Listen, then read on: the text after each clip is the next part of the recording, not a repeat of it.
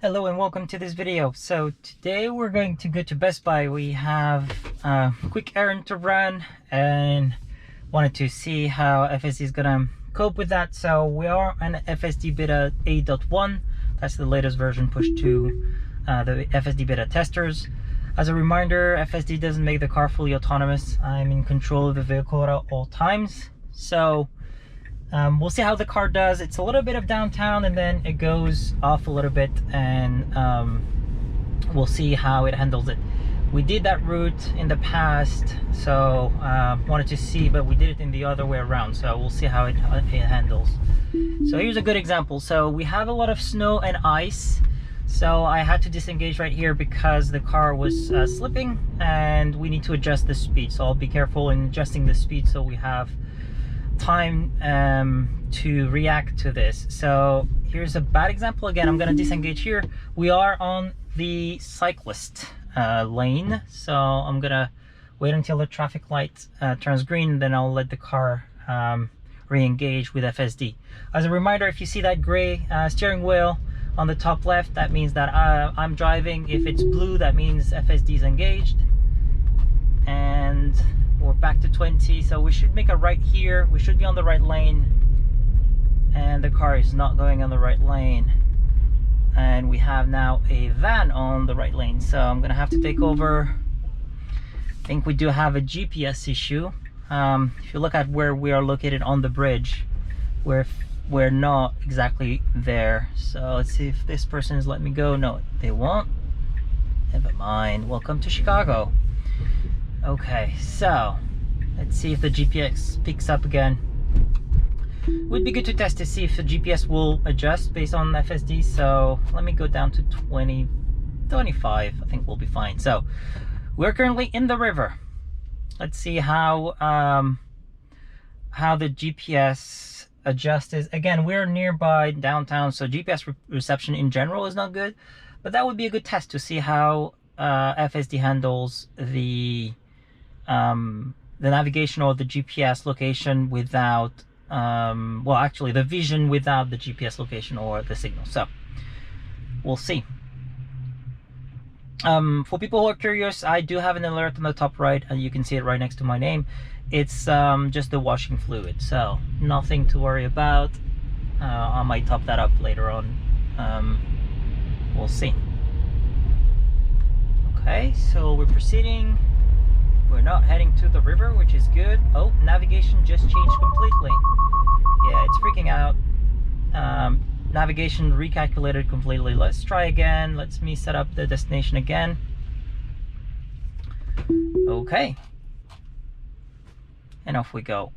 That's the correct route, so we'll see. It sounds like the GPS is a little bit off again. We'll see how it handles. As Tesla is moving from, I guess, navigation or relying a lot on navigation and GPS to vision, I think those issues will just fade away. But for now, it's heavily based on navigation and GPS. So we'll see. We'll see how it does. I think for now it's still en route. We're a little bit off on the GPS, but I don't think that would be an issue. We'll see how the car adjusts on that.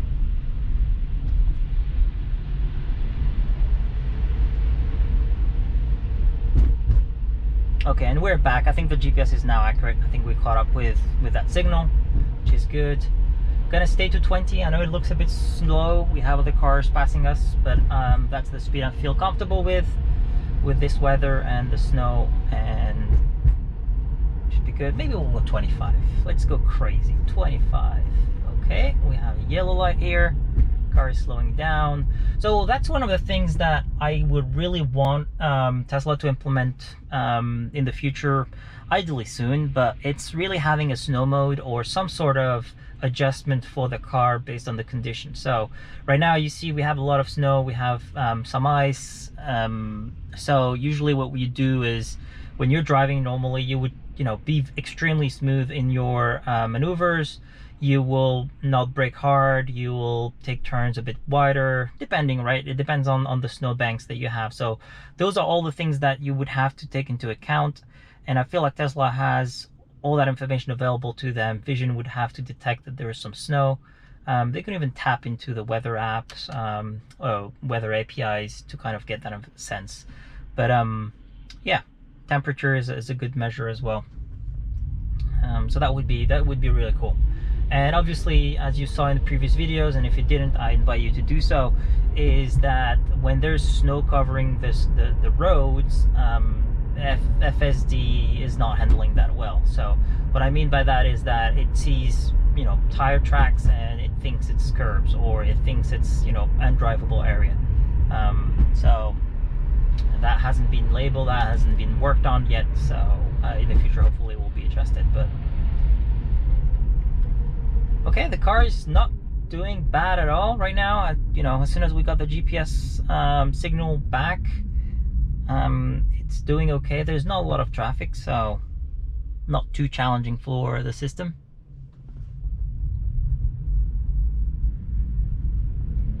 So based on my experience in the previous videos that I invite you to go and watch if you haven't, the cities of Chicago and downtown is quite challenging for FSD. I feel like whenever we get out, it is much better. So my experience is that we're struggling around key things. So the few things that I've noticed mainly are the car turning. So whenever it makes a turn, you know, a traffic light or anything. Oh, that door. Okay, the car moved over a little bit, not too much, but a little bit. Okay, we're on the wrong lane here. We're on the wrong lane. Okay, I'm gonna take over. Taking over. We're on the wrong lane, so that wasn't good. I'm gonna re-engage. 25 is fine. So yeah, the first issue that I see is the car, whenever it makes a turn, has difficulties to find which lane it needs to end up in. So often it would go onto the opposite lane, which we do not want, obviously. Okay, we're supposed to go right here. Right here. No, taking over. I'm gonna turn right here. This is the turn. Navigation is struggling. Okay, let's see if it can recalculate. No, it can't. It thinks we're completely off. GPS is off. Okay. So it's not coping well. It's not coping very well. Here we go. We made a slide towards the left. So now we're back on the correct road. Let's see. It's swerving a little bit. No, that's not. No, we are on the left lane. Oh, we are. My bad. We are on the left lane only. That's good. Moving over for oncoming traffic. We have some plowing going on.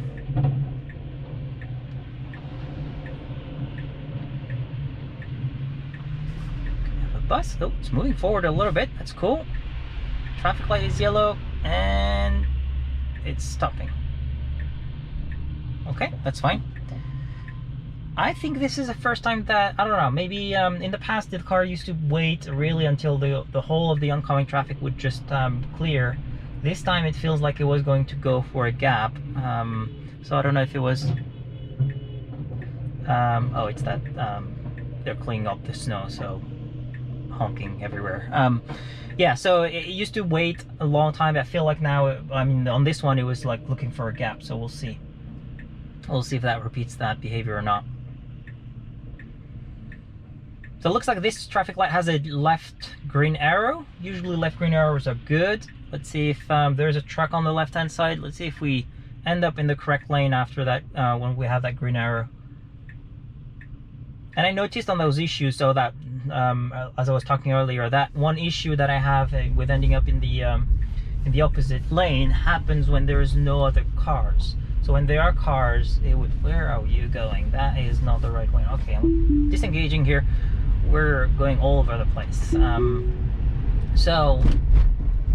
Yeah, when there's no cars, the FSD has plenty of lanes to pick from, right? But if it sees a car in the opposite lane, usually it would just go around it and be like, okay, that's the lane I need to go to. Okay, you want to make a right? Go for it. All right, then there is a cyclist. We shouldn't. No, we can be here. I think it's a share between the bikes and the cars. creeping forward for visibility. You are miles away, so you better creep out further out. Okay, a little bit of snow, and okay, all right. So I'm gonna report just the snowbank, so we kind of got a bit close to that.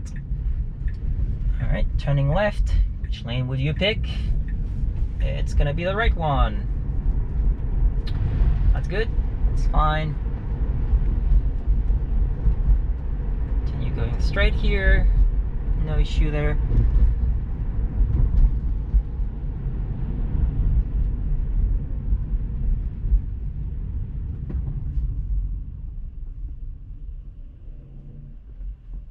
Okay, so yeah, so just to summarize, so the issue number 1 is going to the opposite lane.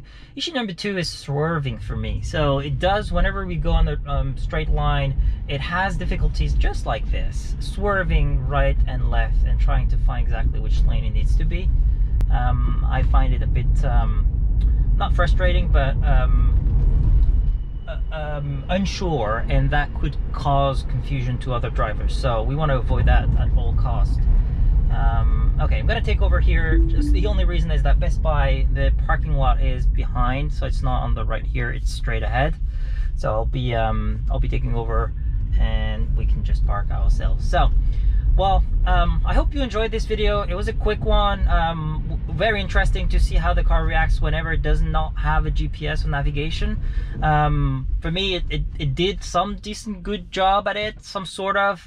It struggled in some other areas when it was trying to recalculate, and then, you know, like the car was like, oh yeah, I need to change lanes or turn here or there. So yeah, I hope you enjoyed it. It wasn't the perfect drive, far from it, but it was nonetheless interesting. So thank you very much. Have a great day.